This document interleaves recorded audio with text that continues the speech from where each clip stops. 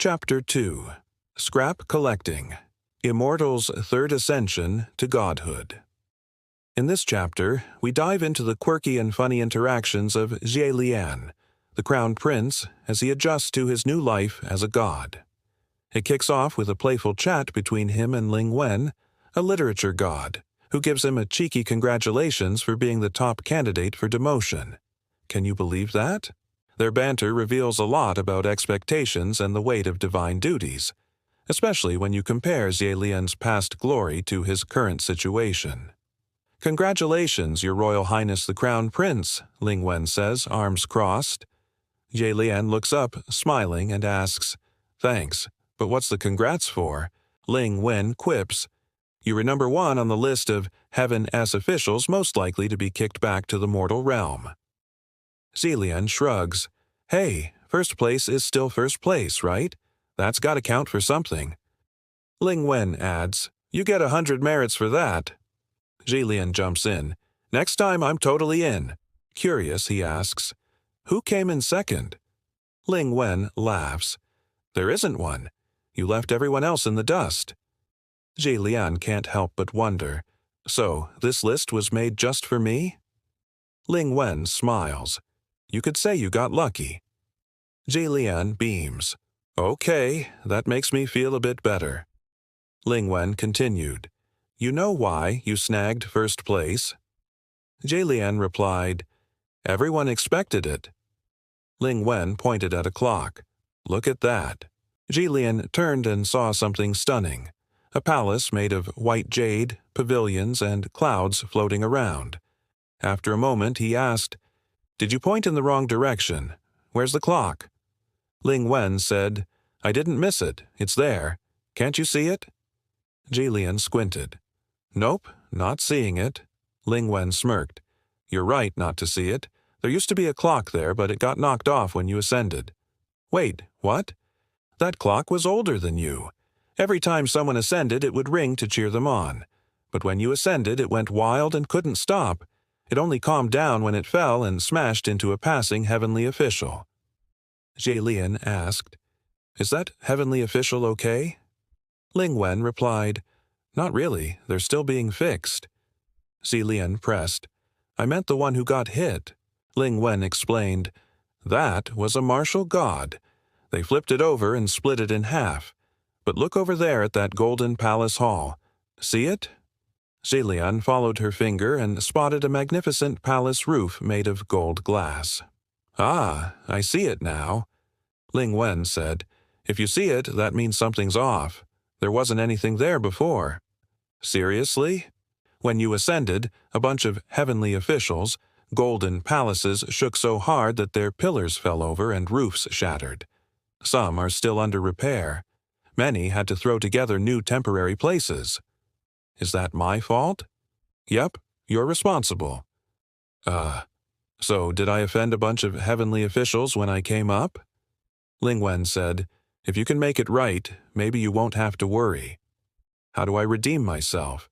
"That's easy. 8,880,000 merits." Jie Lian laughed. "Of course, I can't even come close to that." Ling Wen nodded. "I know even 1/10 of that is out of your reach." Jie Lian sighed. "Honestly, I'm really sorry for the trouble, but even if you asked for 1/10,000th, I still couldn't manage it." His smile faded, and he asked seriously, "Would you be willing to just kick me down from here and give me those merits?" Ling Wen chuckled. "I'm a literature god. If you want a kick, you should find a martial god. The harder you get kicked, the more merits you'll score." Jie Lian sighed deeply. "Let me think about this." Ling Wen patted his shoulder. "Don't lose hope. There's always a way through." Jie Lian replied, "For me, when the boat reaches the pier, it's bound to sink." Back in the day, during Xianlu Nation's glory, 8,880,000 merits were nothing. The Crown Prince would just wave his hand and make it rain merits. But now, things were different. All his temples had burned down, leaving him with nothing. No believers, no incense, no worship. He had nothing. Absolutely nothing. Sitting on the edge of the immortal city's main street, he rubbed his temples, feeling the headache coming on. Then it hit him. He hadn't entered the spirit communication array since he ascended. And he forgot to ask Ling Wen for the password. The heavenly officials who ascended created a spirit communication array to chat with each other using their divine senses. It was essential for new gods to enter it, but you needed the password to find it. It had been 800 years since Ye Lian last entered, so of course he didn't remember the password. He released his divine sense to look around and spotted an array that looked familiar. He casually entered and was immediately bombarded by loud, excited voices that made him a bit dizzy. "Place your bets, no takebacks. How long do you think our Royal Highness the Crown Prince can last before he has to descend again?" "I bet 1 year. 1 year is too long.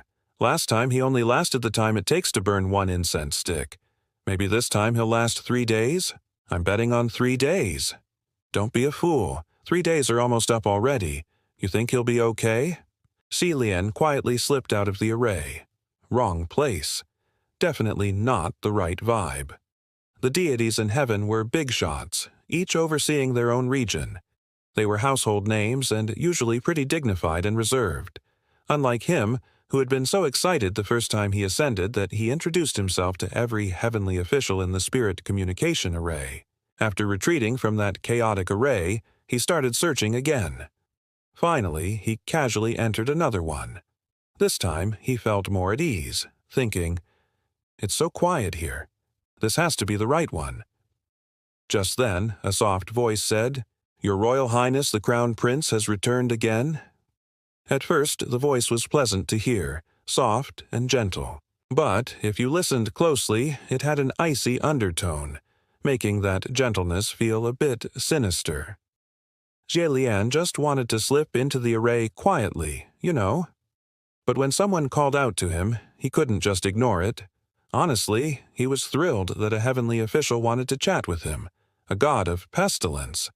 So he quickly replied, "Yep, that's me. Hey everyone, I'm back."